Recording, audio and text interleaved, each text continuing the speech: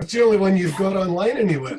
I keep hiding. They made us take him last year at Youth Nationals, and it's hidden. It's not good.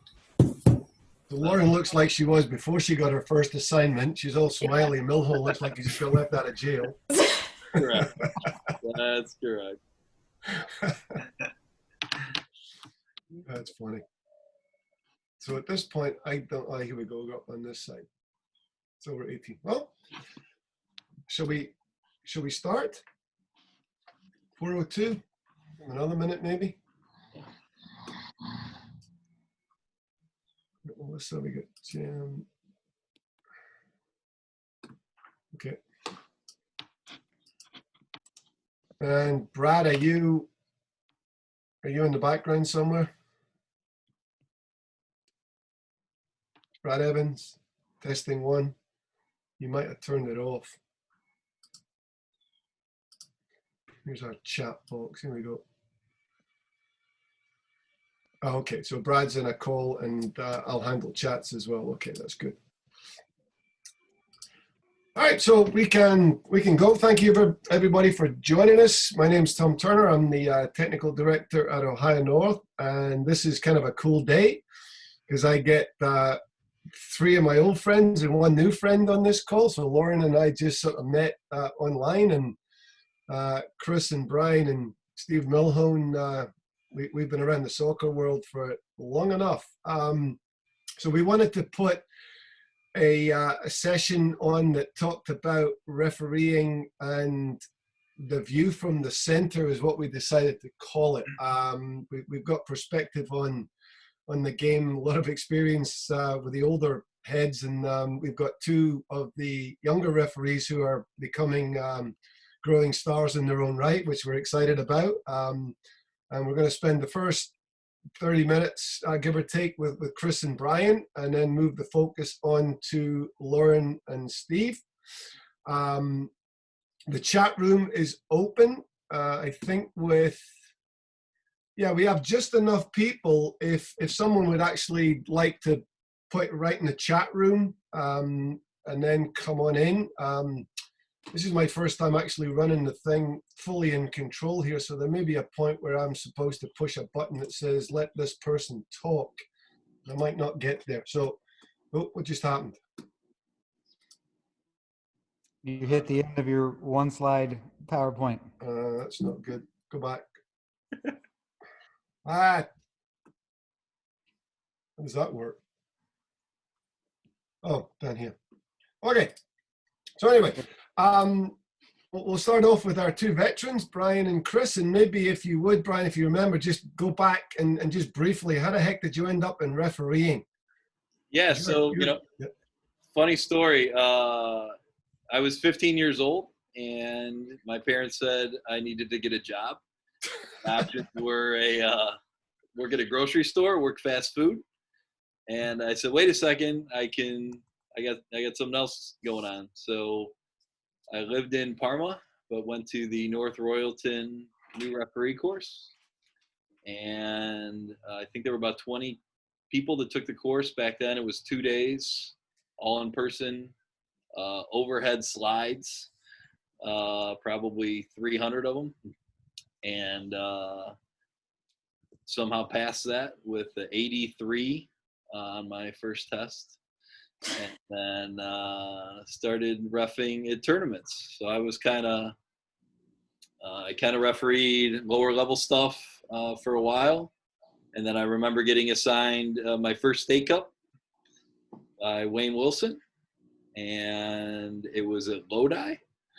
And I remember watching this other referee on a different field working an older kid's game. And he had a green tag on his shorts.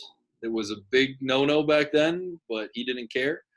And they were Adidas shorts, which no one wore those except for him. And then he had red on his shoes, which was also a big no-no. But again, he didn't care. I was the big nerd with my black shoes, and I hated this guy. And it turned out to be Chris Penzo. And here we are 20 years later, still doing this stuff. So that is brilliant. how I got going. So, Chris, you started off in a completely different world, a little bit like Lauren. You were out in the real world, but you've come from a profession that actually lends itself to being an authoritative referee. I'm not going to use authoritarian, but just authoritative. You want to tell us about that transition? Sure. So, I mean, I'll even go back before that. So I picked it up when I played U14 ball. My coach asked the group if anybody wanted to go to referee course, and three of us raised our hands, and we went and spent a weekend at Jackson High School in 1997, and the rest is history. In between upgrading and doing games, I decided I should be an adult and get a job. So in 2005, I entered the Ohio State Patrol Academy and graduated in January of '06 and had a real job for about a year. And in the span of the 7 months that I was in the academy, and then the 12 months out on the road, the course of those 19 months, I refereed about 3 games. Just because low man on the totem pole, I couldn't get time off. I couldn't use my comp time. And that kind of drove me up a wall. So I walked into my lieutenant's office one day after shift and said I was leaving. And he asked me why, and I told him, and I said, refereeing is a young person's job. So he understood, and I left, and I said, if it doesn't work out, I'll be back. And I never went back. And a couple years later, I became a national referee in 2008. And then in 2009, 1 year after being a national referee, I got invited to Major League Soccer. And then 12 years later, here I am, still kicking in the league. I'm, I think, the 4th most senior referee on the field now in the referee group, behind Jair Marufo, Baldomero Toledo, and Kevin Stott. You want to tell us about this injury that may keep you out of business for a while? This injury that's got me laid up on the couch right now? Sure. Yeah. Refereeing, especially in the professional league, is not really a weekend habit anymore. We're kind of professional athletes just like the players are. So we train 5-6 days a week. Training depends on the game schedule, but our training schedule revolves around that. And we pick up injuries just like the athletes do. And over the last 5 or 6 years, I've been kind of nursing and managing an Achilles, an overuse Achilles injury, and some bone spur in the back of my heel. Back in March, I picked up a partial tear in my Achilles, probably my 2nd or 3rd partial tear. It sent me back to my orthopedic doctor, and he said that the time is probably right for surgery. So I went in, and we found a good chunk of excess bone that I didn't need. So he shaved all that down. The unfortunate part was because of the quantity of excess bone and where it was at, he had to detach my Achilles tendon to get it all removed. So he detached the Achilles, got everything cleaned up, and put 4 suture anchors in there, made me like new. Except I won't know what new feels like until probably about sometime in September or early October. Keep Tiger Woods in mind. You'll get there. So, Brian, if there were a couple of things that you would really love coaches on the sidelines to understand about the game and how to coach it, what would it be? Yeah. What So would they be? yeah. So yeah, I get that question a decent amount. And, I think a lot of our referees, even our more experienced referees, are still learning. And when a player makes a mistake, the usual response from a coach, isn't negative right away, right? So maybe if they make the same mistake 10 times, the coach is going to be pretty direct and not so nice to that player. But for some reason, sometimes coaches are a little more direct and a little more negative to referees that are learning than they are to players that are learning. And I guess the thing that I would just ask for coaches going forward is just treat young referees just like you treat a young player. And by young, I don't necessarily mean age. Most referees quit after their first year, more than half referee for a year, and they don't come back for their second year. So I think we can all do our part to keep referees around longer if we treat them a little better. So for the coaches in the world, if you can just remember that everyone's still learning, and there's lots of ways to get your point across, and maybe use those same positive coaching techniques you use with your players with newer or younger referees, and save the good stuff for the veteran referees like me and Chris when we show up. So what's the most frustrating exchange you've had with a coach, and maybe it's just in general? Are the things that you hear and you go, where are you going with that?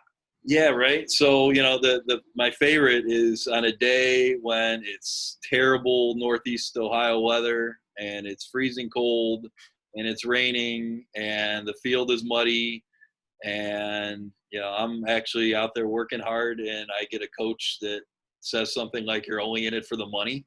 My head just about explodes. I'm like, "Are you kidding?" Like, I could do about 500 inside jobs for about the same money, and not have to be putting up with all of this. So yeah, that gets me every time. It's like, don't tell me I'm not working hard when I even bother to show up, because I can't tell you how many times I thought about not driving the car to the game. So that'll get me every time. And Chris, maybe on the same thought with the MLS referees, what gets them most aggravated? The ones who are at least rational, and I'm assuming most of them are, but you tell me otherwise. No, I think the coaches in the league are pretty understanding. Since pro was created back in 2012, 2013, and hired referees, and we're full-time employees now. Pro has helped kind of educate the referees, or not the referees, but the players and the coaches, in that we don't just show up on the weekend, right? We train, we watch video, we have physical training, we have mental training, psychological training, classroom training. We work all week just like the players do, and we prepare for our weekend just like the players do. So when pro came along and helped bridge that gap essentially between us and the players and the coaches, to show them that like Brian says, sometimes you get the coach that says, "You're just here for the money," or "You just show up. We need better." Now we can show them that we are putting the time in, we are putting the effort in, and I think you've seen the results. You work closely with Howard Webb. Yeah, he's my boss. Okay, so you want to give us a little bit of background on how? By the way, somebody, Paul has asked, why is it former FIFA? Because you're still a young guy, but then go and talk about Howard Webb and how that has worked out. The FIFA question, that is above my pay grade. So FIFA's are selected every year by the National Referee Committee. That's one of their tasks. They vote on nominations, and then that's how the FIFA panel is created. So once you get it, it's not like once you get it, you get to keep it. You have to get reappointed every year. And in the summer of 2015, I was not reappointed for 2016. So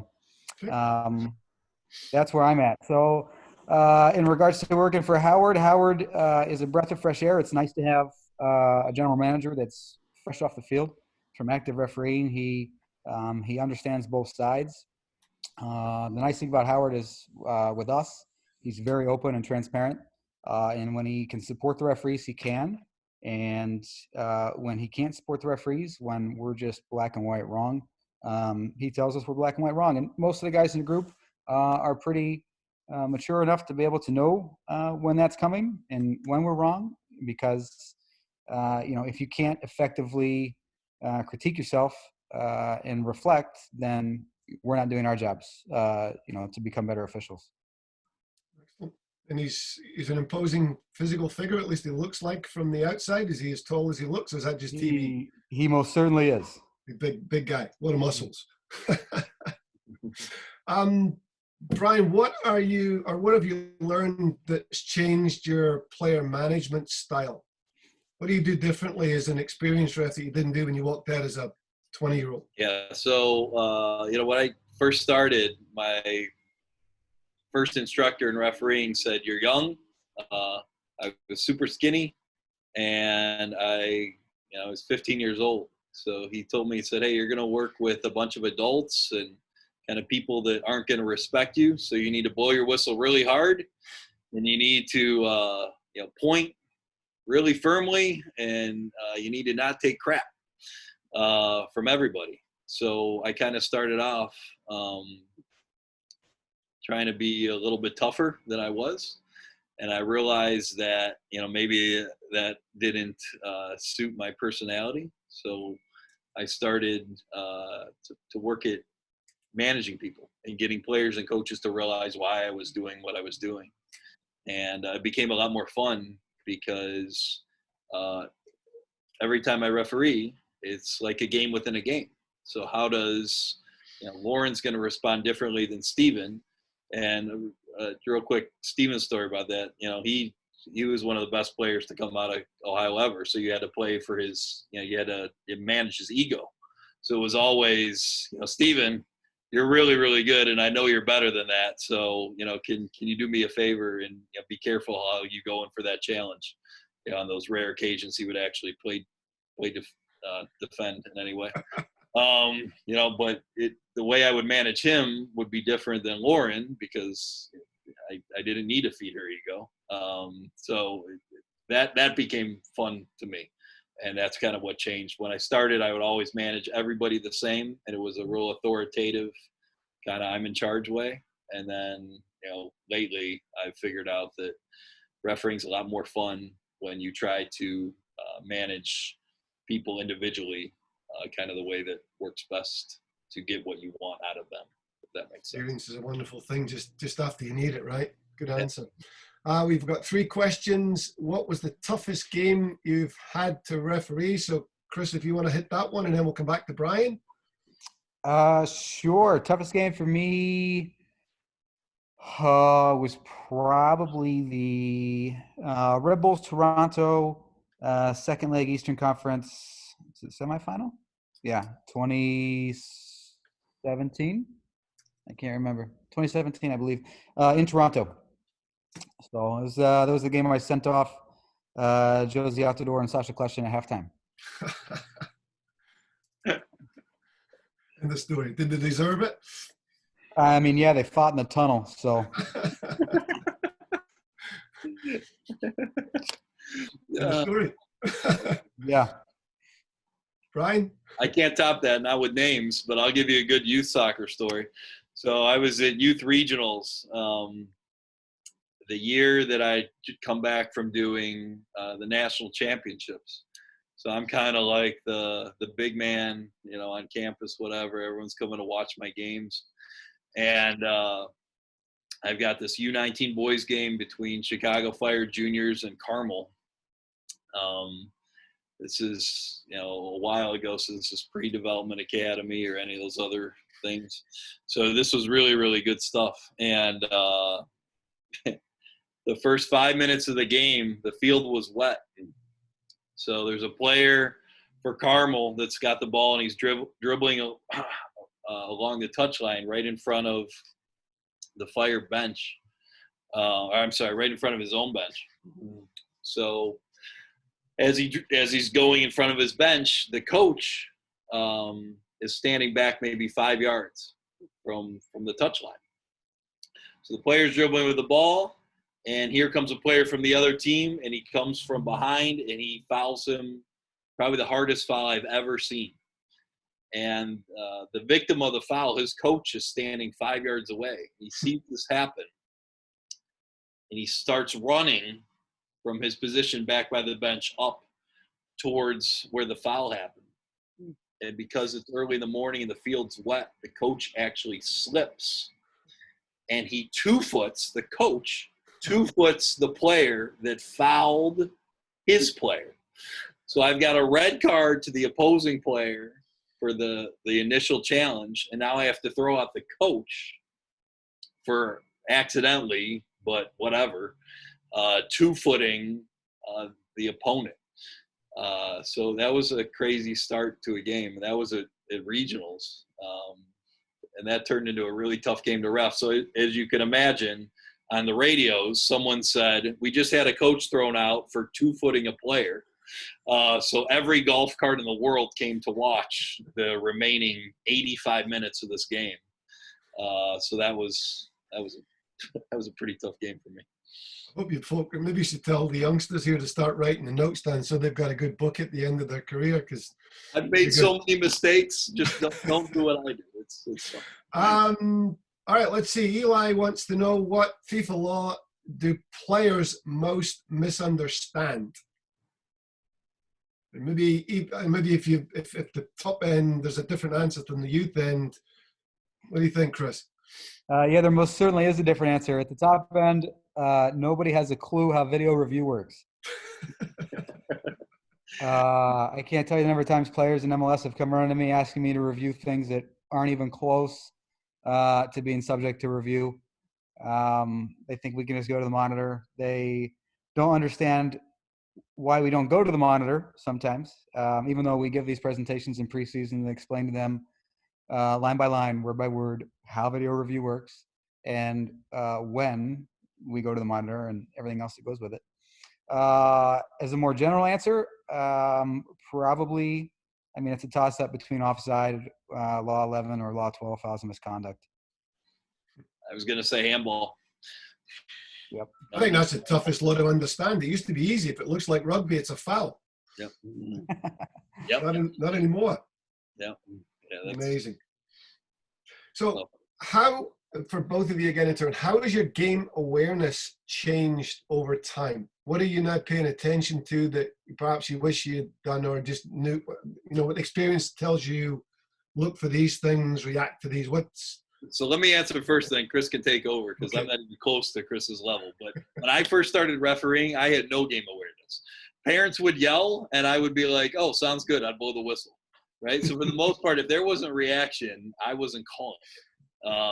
I don't know if it was because I was unsure of myself or what, but that's how I kind of started. So I've evolved slightly since then. But yeah, just back to what I was saying a couple answers ago, please understand that, I was around soccer. I played since I was a little kid, all that stuff, when I was a little kid till I started refereeing, I had played that entire time. And, I didn't get refereeing. So my game awareness was zilch to start. So for, those of you that are, coaching or parents or playing, understand that some newer referees, are really starting from the bottom. That was me. But over time, something that's cool in refereeing that a lot of people that aren't in it don't understand is we get a ton of instruction, and a lot of guys at the top give back to kind of people at lower levels. So I bet Lauren will speak to this later, but once I kind of got serious about refereeing, people like Chris and people that were in Chris's position, years ago, kind of went out of their way to teach everything that they know. So it was, I was able to develop a lot as a referee in like years 3, 4, 5, and 6 in refereeing. Years 1 and 2, I was getting my feet wet, but as I kind of moved on, that awareness started to kind of develop. So, Chris. No, that's a pretty good answer, Brian. I mean, and I agree. So, you take the entry level class, and I remember back when I was a teenager, you take this class and you get all this information, and you go out in the field, and your mission is just to apply everything you just learned. And you slowly over the course of your career, you learn how to pick up on things like how players are reacting to decisions, and how coaches are reacting to decisions, and as you go on in your career, you learn how to apply those things and take those in and then modify your approach to the game. Because, even though we come in as referees with a game plan, that game plan changes the same way it does for players and coaches. Coaches come in with a game plan, formations change, right, based on how you're seeing the game, how you're reading the game, and what's happening. And refereeing is the same way. And you don't learn those things until later on in your referee career as you go on. When you first come out of the entry-level clinic, your first couple of years, you're really just worried about coming out and applying all the things you just learned with, what is a foul, and, your interpretation of what you think handling is so far in your career, and offside and all those things, and working with assistant referees. So it takes some time to develop game awareness. And, I'm 20 some years in a referee career, 12 years into Major League Soccer, and I'm still fine-tuning my game awareness. So It'll always change. One last question for both of you before we get on to the next generation. What have you learned about the game of soccer? Not about as a referee, but just as the game of soccer, that as you've worked at various levels and you've seen how the game evolves, how has your understanding, appreciation of the game as a tactical game changed? So for me, I didn't even think about when I first started refereeing. I didn't even think about formations or style of play or tactics or players to watch. I just went out there and tried to call fouls. And the more of that actual game of soccer stuff, the better referee you're going to be in two big ways. One, you're going to understand what they're trying to do, and that leads to helping you out when you give cautions and that type, and what fouls you're calling, and talking to players and that type of stuff. And the other thing it really helps with is positioning. If you can read the game, you can put yourself in a much better position and figure out what they're trying to do. You can put yourself in a much better position, and if you're in the right spot, you're going to get more calls right. So that's kind of my take. Chris? Yeah, that's spot on.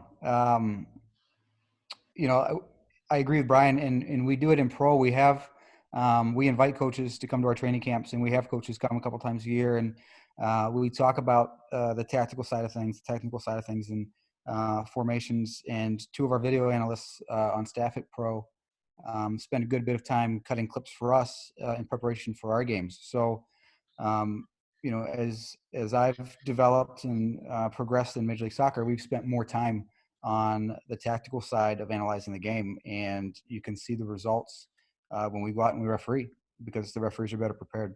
And even within Ohio North, I know, Tom, we had you come talk at a referee clinics before and kind of give us the coaching perspective. Every year we have high school coaches come talk at high school referee meetings. So I think over the last, I'd say maybe 5 or 10 years, we're trying to do a better job to see different perspectives. So I know Chris is doing it on the highest level, and I think even at the youth level and the high school level, within Ohio North, we're doing it. I think it's better for everybody if we kind of understand where we're coming from. Everyone understands where everyone else is coming from. So I have to ask this because it relates to it. As you spend more and more time preparing for the professional level, so that you know what you're expecting from the teams, you know what you're expecting from the players, how hard is it to check that bias as you walk in when you know somebody's just got an attitude or an edge? I mean, it's clearly something you talk about as referees. How hard is it to check your biases just in the heat of the game? I don't think it's too terribly difficult. We get the question a lot, right? Like, how do we handle star players? And for me, when I'm out on the field, being 100% honest, I don't realize really most of the time the name on the back of the shirt. I'm looking at the act, at the incident, and the name on the back of the shirt doesn't really play a role in my decision making. When we do our preparations, obviously we know different personalities, and we know as referees, especially Major League Soccer, and the longer you've been in the league, the more you know the players. Me going on 12 years now, I know a lot of different personalities. I know who I can approach. I know who I shouldn't waste my time trying to have a level-headed conversation with. And I know that there's certain ways to deal with certain players, and some ways are more effective than others. So it's something you learn as you go on. The preparation that we get helps because we get clips of, this player's done this the last 5 weeks, or this player, has committed, he's got 4 cautions in the last 5 weeks, and 3 of them are for stopping a promising attack. So those things help when we go into a game and we know that, hey, this person is notorious for, breaking up play. So that's just something that just increases our awareness level a little bit.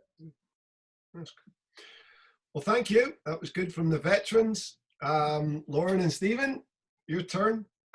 I'm going to start ladies first. Lauren, what got you into this, and what actually, probably more importantly, how did you survive the first couple of years to go, I got a handle on this, I'm going to stay? Yeah, so I started when I was about 18. And I briefly mentioned with you, Tom, earlier. So I had grown up playing soccer, and that kind of fell through when I was about 16 in high school.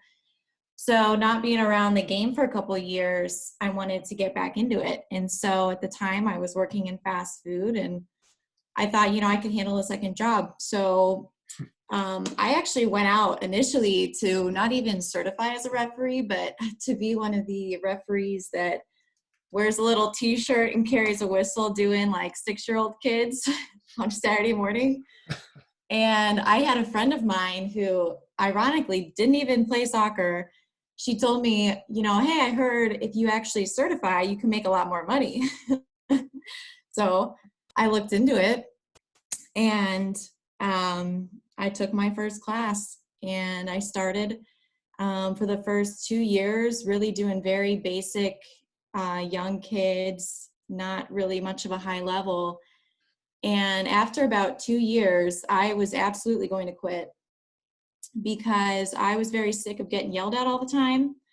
And at first it started off as, okay, it's nice money, but then I was in college. I started, having other job opportunities that could make money that was similar.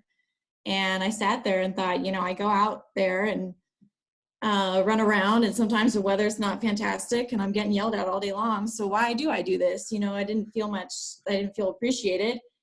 And so luckily I had somebody, a very close friend of mine, talk me out of it. And he said, look, you haven't even began to see a higher level.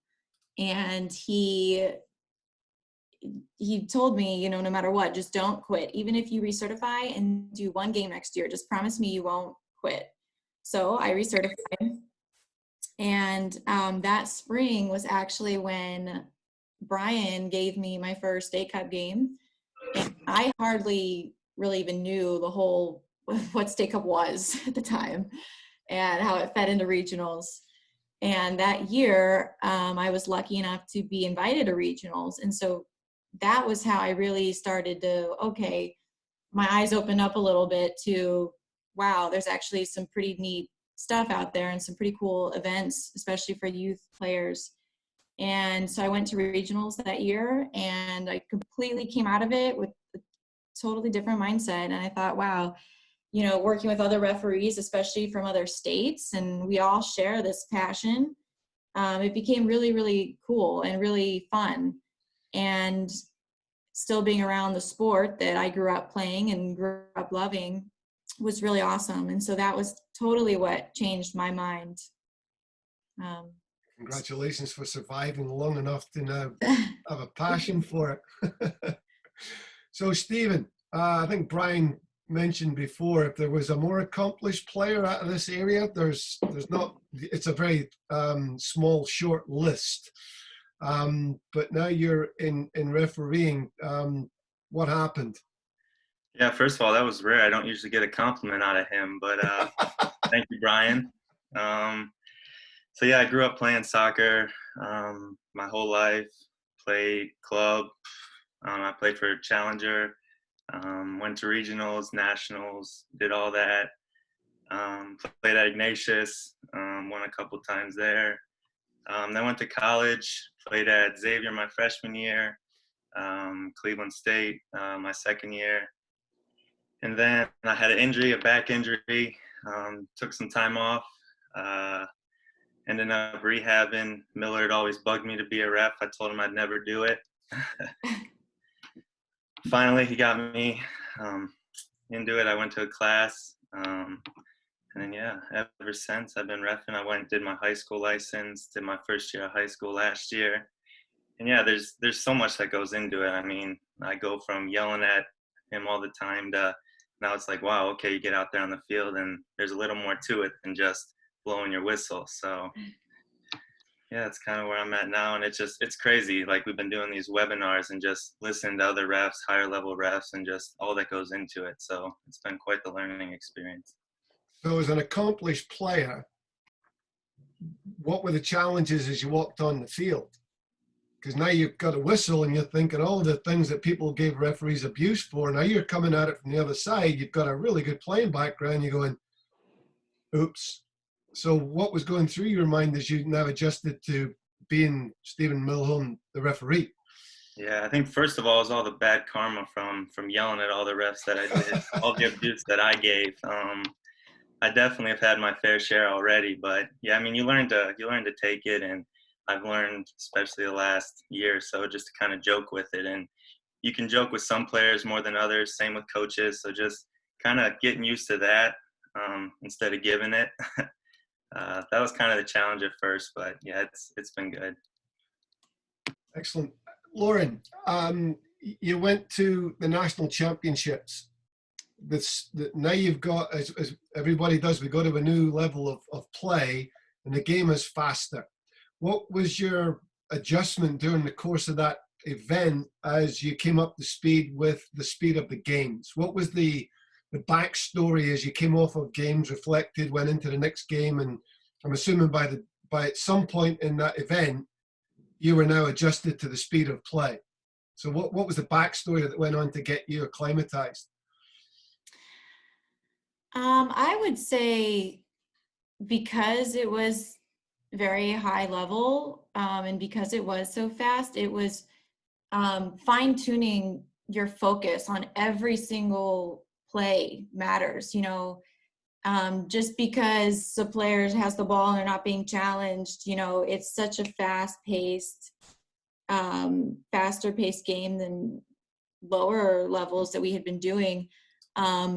I think it was really focusing and keeping all of your senses heightened 100% throughout the entire game, no matter what. Because, yeah, as referees, every now and then we do get a little bit lazy, and that just can't happen. And so I think that was kind of what, after you do a game and you see, wow, these are really, really talented kids, and they know what they're doing. I would say that. That's good. It's always fun. Chris, let's talk about coach management and intimidation, because now you're coming out and you're learning how to be a referee. Have you had bad experiences with coaches that you've kind of gotten advice on how you might handle that or handle it differently if it's a year or two down the road and you've now got more experience under your belt?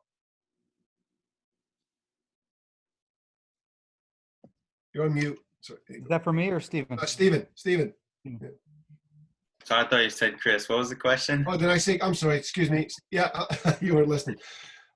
In terms of dealing with coaches on the sidelines, given I think it's your third year with refereeing, what have you learned about how to handle the situation? And if you had mulligans on some things, would you do them differently?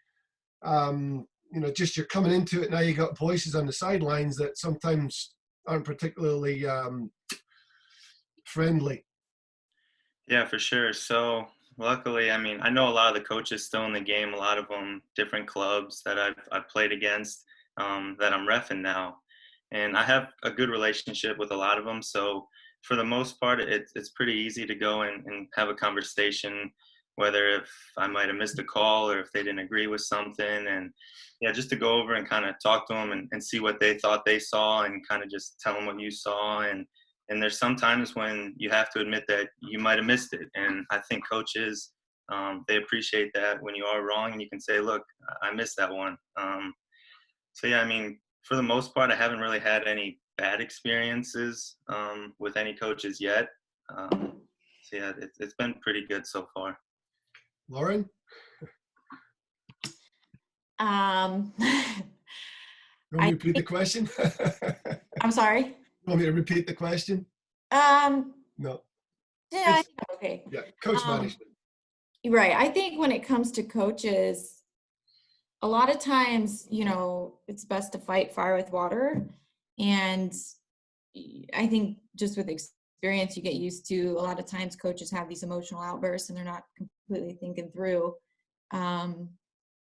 So, I mean, I found it's best to, when a coach is losing his mind, to go off and instead of approaching it, trying to be the bigger, more intimidating person, because I'm certainly not going to win that battle with my physical appearance compared to most coaches, to kind of talk through it and slow everything down and take a breather, I think is the best way as far as coach management, just from my personal experience.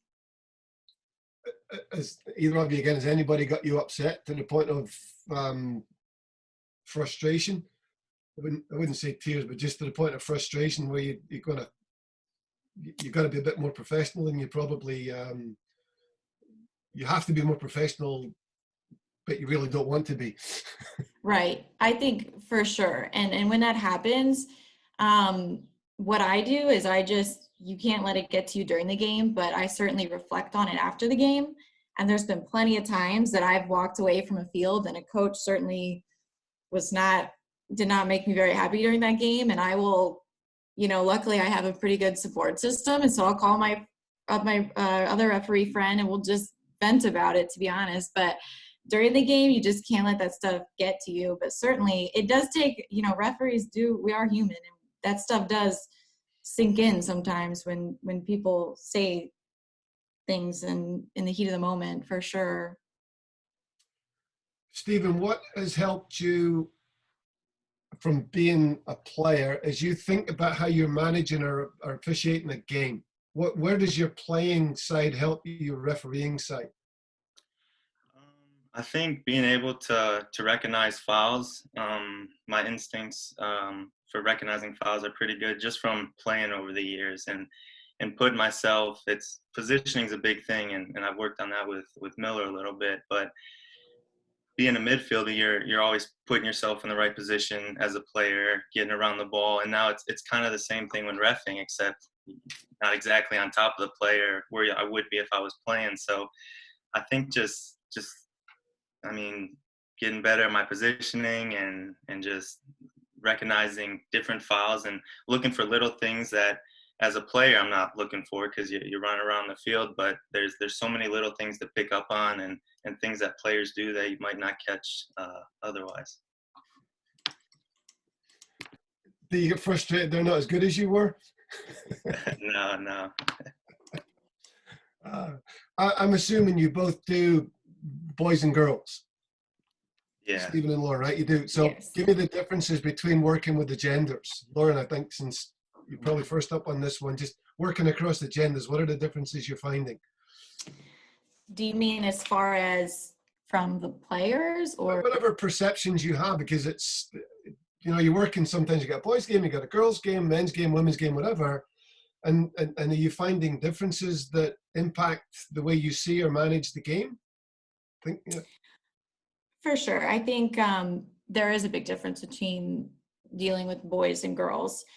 As far as in the game, in the moment, when it comes to emotions, boys tend to be very quick in reacting emotionally, whereas girls, sometimes we hold grudges for a very extended period of time. And so sometimes in the girls' game, it'll be absolutely calm as can be, and then out of nowhere, you'll have something completely crazy happen. Somebody pulls somebody's hair because something happened a year ago in a game that you had nothing to do with. I think there definitely is a difference, and it's fun because we have the opportunity to referee both, and it's very different. Boys tend to they get fouled and they get very angry. They'll get up and push or throw a punch, hopefully not, but throw a punch right away as a retaliation. And so it's definitely there's definitely a big difference in managing male or female players.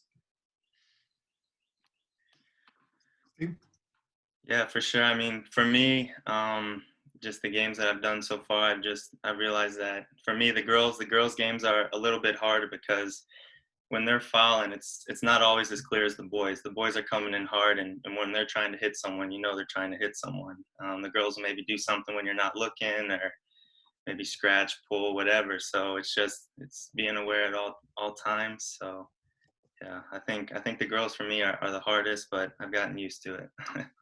Can I bring in Brian and Chris? I'm assuming, Chris, you maybe have not done any of the women's league lately, but just in terms of men and women's college, and if you've done any of the women's pro levels, USL, whatever, are you noticing differences in terms of management of the genders at those levels?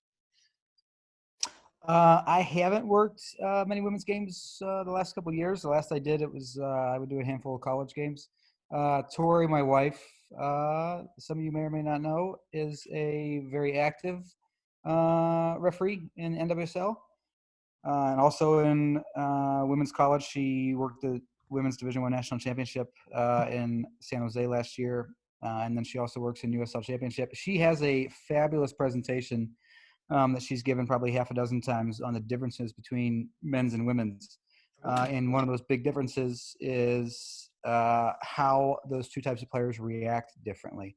And she goes into great detail about how women are much more calculated and they hold on to things longer. And therefore, when things pop up in the women's game, referees aren't necessarily as ready or aren't expecting them.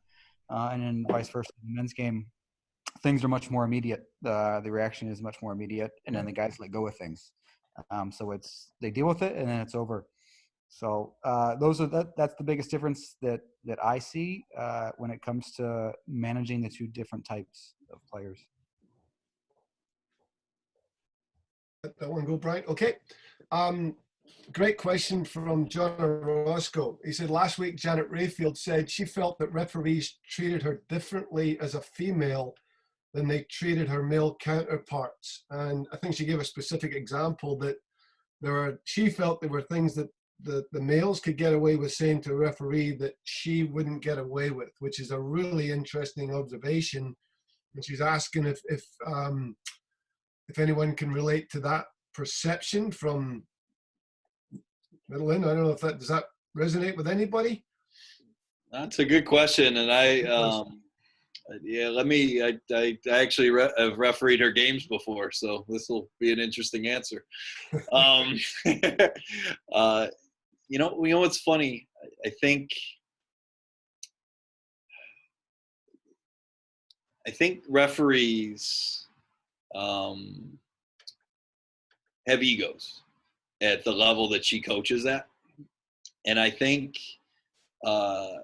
she is very smart in how to not push referees to the point that they're going to respond to her.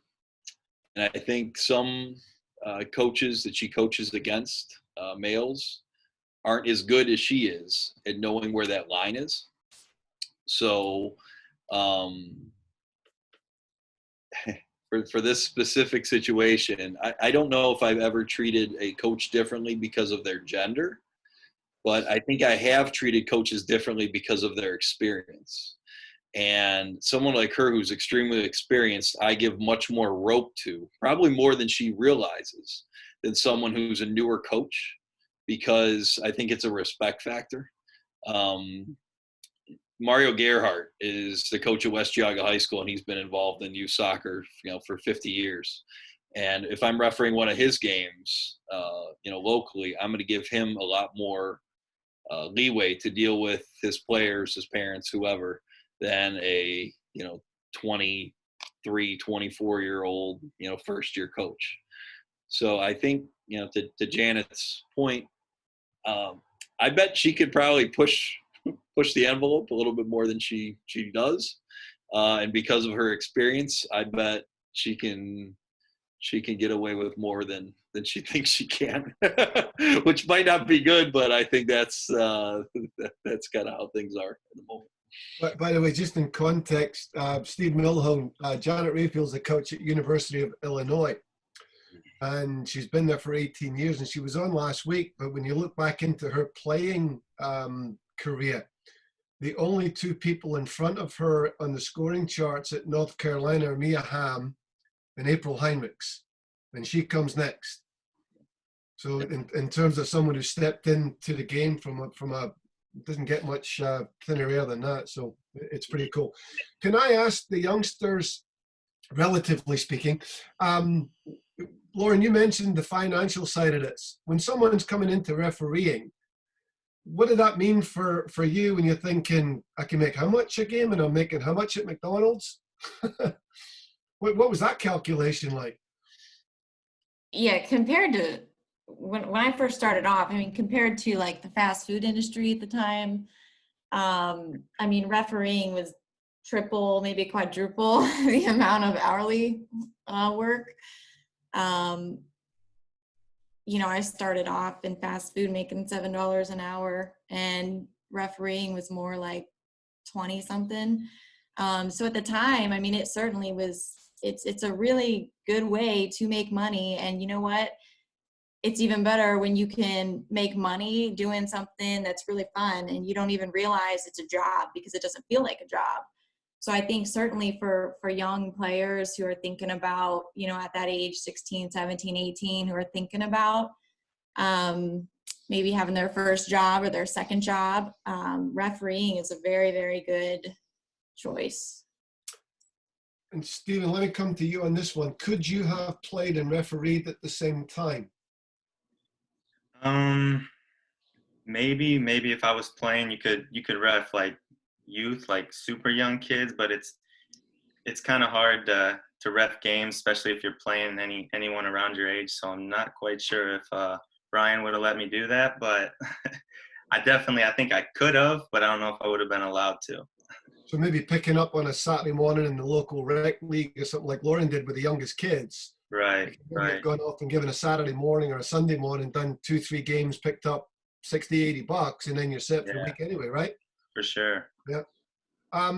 The two senior refs, not you don't have to divulge the actual number, but when you look at players in terms of our referees as they go up the scale, what does that look like when you make the jump from a youth game to a regional game to a DA game to college? There's an attraction to this financially, right? Because not everybody's going to be a pro referee, Chris. So, but just in terms of when you start looking at the numbers and you think, oh, I got a choice here. Sure. I mean, yeah, as you climb in the magnitude of the game, obviously you climb the pay scale. But at the same time, you know, as you climb that ladder, there's less space at each rung for referees. So, you know, I'm in a unique boat in 2000 and end of 2006 when I left law enforcement. Pro wasn't created yet. So for a number of years, my income was really just based on however many games I could get assigned to me, both professionally and collegiately. And there were some years where I did probably 10 times the number of college games that my body wanted me to. I remember one season, I think it was 2010, the first year I went to a Final Four, I refereed 62 college games. And one of the big reasons was because, you know, soccer was paying my bills. And soccer does still pay my bills, but in a different way. You know, pro came along in 2012, and up until that point, U.S. Soccer only ever had 4 full-time referees.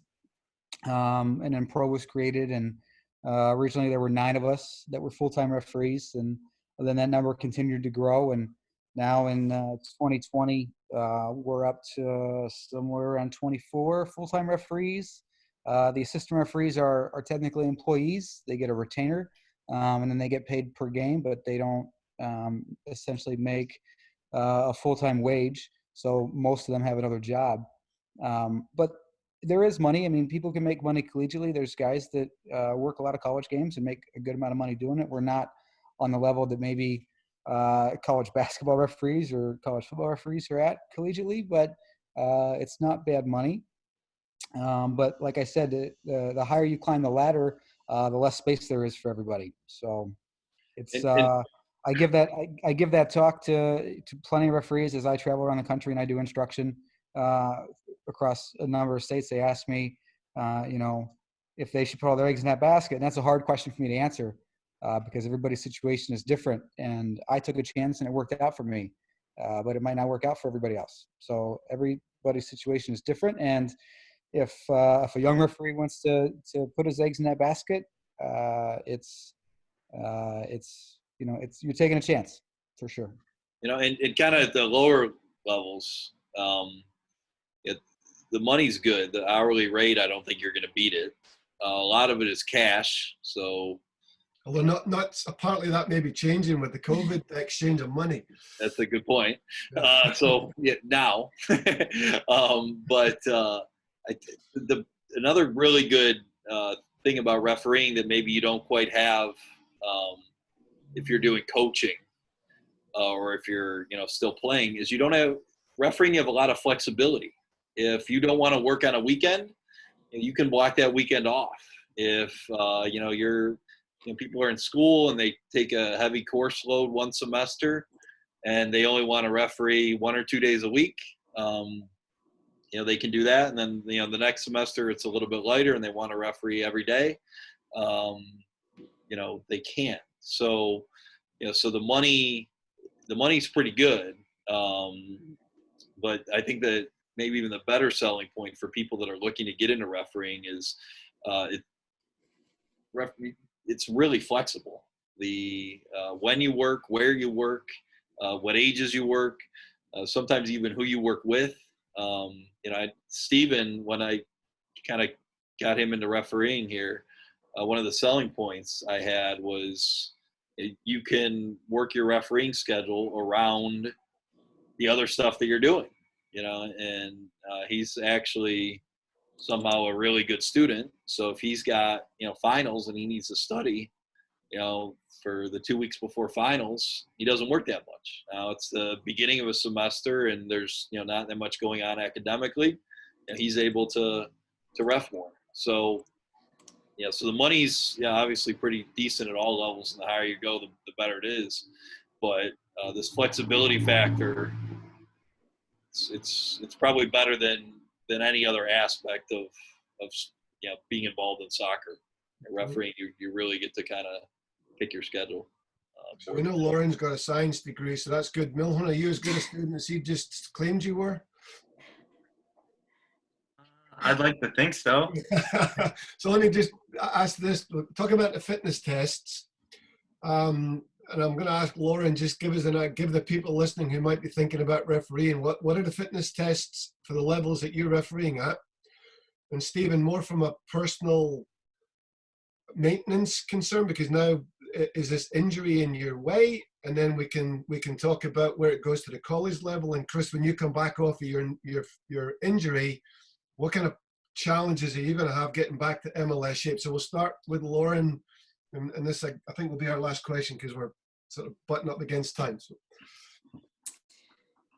as far as the fitness test goes, I think the fitness tests are where I'm at currently. They're challenging. You can't just, not train for it and go out and run it and expect to pass. But they're certainly, achievable goals. And, I actually sometimes go out and run the fitness test just to challenge myself, by myself on a track, just because it's kind of fun to challenge myself as far as my physical goals for giving myself something to achieve. I think it's not anything that would set you back in refereeing. I mean, we all help each other train and things like that. Some of these guys will go out and we'll run together and everybody's here supporting each other. So I wouldn't say, fitness tests should scare anybody by any means, but it's certainly an achievable goal, and it's something to keep your health in shape, especially now. Exactly. Stephen, can you talk about the fitness test and then how you manage your back issue? Yeah, so I had strained some ligaments in my lower back, went through rehab, and really it's just maintaining, like, stretching and just doing everything that I was doing at PT. Knock on wood, it's been good so far. Still pretty healthy, and I have not had to do any fitness tests yet. Pretty soon I think I will have to for the next level. But yeah, I just, from a player standpoint, I've stayed in shape. I love working out, so just continue to do so. And then, yeah, when those fitness tests come, I think I'll be okay. I'm really excited actually for you. I didn't appreciate you'd actually made this transition until earlier when Brian said, "Hey, Steve Milhon will be on here too." So just seeing you stay in the game is really kind of exciting. So I'm pumped for you. Brian, why don't you talk about the fitness tests that these youngsters are going to have to get after when they come into the profession? Yeah, so it's honestly it's not terribly difficult. So there's a series of sprints and then the beat test. But that's pretty much it. And it gets harder the higher you go. But kind of starting off, you know, I could even pass them starting off. But then when you get on Chris's level, if you could see the look that Chris is giving me right now, I probably would not be passing the test he has to take. So, but I'm tall. So here, one of the benefits of being really tall is you can just look over the top of players. You don't have to be in the best position. You just look over them. But for some of the shorter people on the call, like Steven and Chris, fitness is really important. So if Chris, you want to speak to what the fitness requirements are at the highest level, that might be the Brian's a little out in left field when it comes to fitness testing requirements. And the baseball pun was 100% intended there. So a pro to work in MLS and also USL Championship, the officials have to pass either the men's FIFA referee test if you're a referee, or the men's FIFA AR test if you're an AR. So that is composed of 6 sprints for referees under 6 seconds, and then 10 laps around a track, broken into 75-meter intervals running and 25-meter interval rest. So the 75-meter is 15 seconds to run it, and then you have an 18-second rest over the course of 25 meters, 10 laps, which ends up being 40 timed intervals. So we have a clause in our CBA. We only have to run it once a year. It's usually done in either January or February. And then since I will be out for obviously longer than 6 weeks, I will be required to retest when I come back. So once I'm got my cast off and then I'm out of my boot and I can start biking, and then around week 12, I'll start some light jogging. My goal is to be fitness testing probably sometime around Labor Day, if everything goes according to plan. So. Good luck with that. Thanks. Yeah, it's tough. That's gone really fast. Lauren and Stephen, welcome to the club. Soccer's made up of coaches and players and referees and admin people, and I'm totally excited that you're coming in and doing well with where you're at, because we for sure like to see new blood coming in.